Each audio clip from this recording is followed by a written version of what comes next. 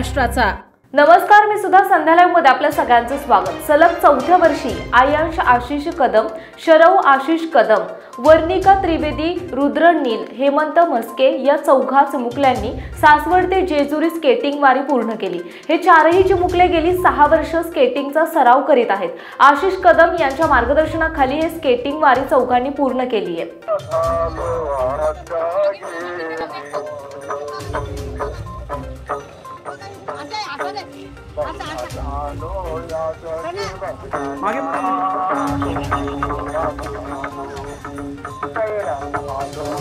संध्या लाईव्हसाठी प्रतिनिधी नितीन राऊत, जेजुरी, पुणे।